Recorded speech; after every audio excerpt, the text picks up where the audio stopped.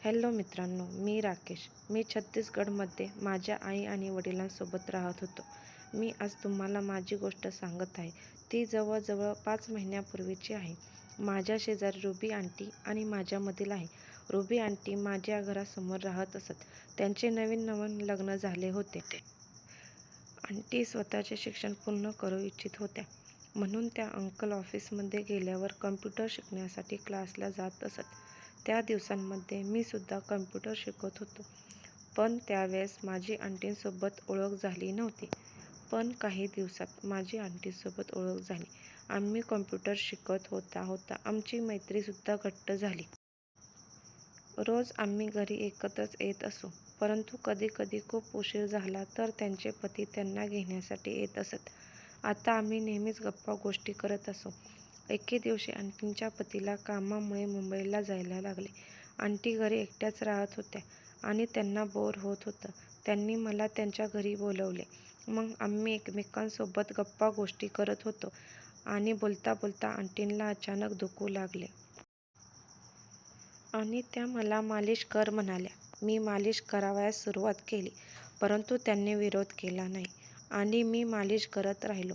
मी जसे मालिश करू लागलो, आंटींनी दुसरा पाय वर उचलला आणि त्यांची लाल पॅन्टी दिसावयास लागली आणि माझा लंड एकदम कडक झाला आणि माझ्या अंगावर काटा आला. रुबी आंटींनी मॅक्सी घातली होती आणि त्यांच्या गोऱ्या गोऱ्या पायांवर अजिबात केस नव्हते. मग पाय दाबता दाबता आंटींची मॅक्सी वर गेली. मी तिच्या लाल रंगाच्या पॅन्टीला पाहू लागलो. मग परत एकदा आंटींची नजर माझ्यावर पडली आणि माझी पॅन्ट ताणली गेलेली पाहून मला वेगळेच वाटले. त्यांच्या गोल गोल उंचवट्यांना पाहून मी स्वतःला थांबवू शकलो नाही. मग मला माझ्या इराद्यांमध्ये बदल करत मी तिच्या पायांना वेगळ्याच पद्धतीने मसाज करू लागलो.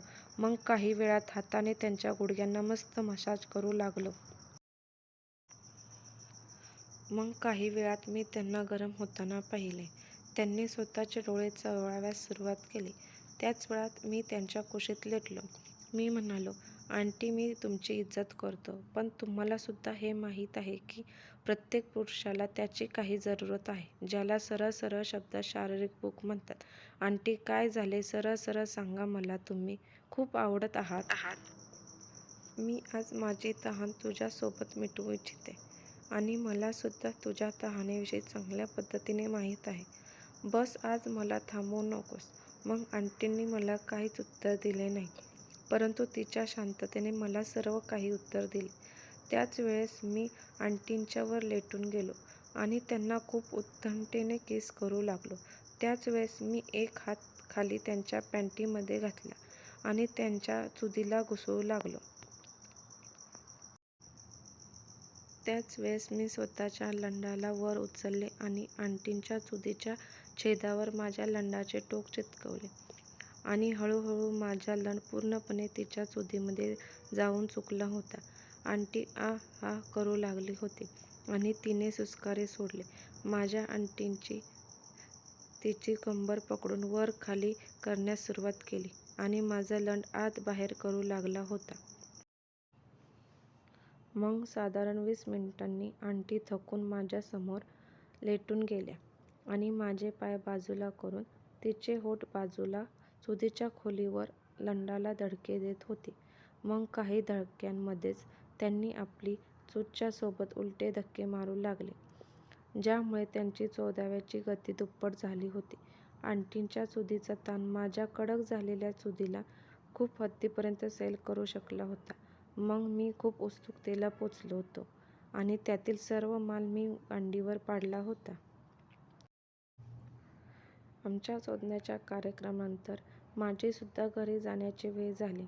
यामध्ये आंटींच्या पायाच्या वेदना सुद्धा कमी झाली.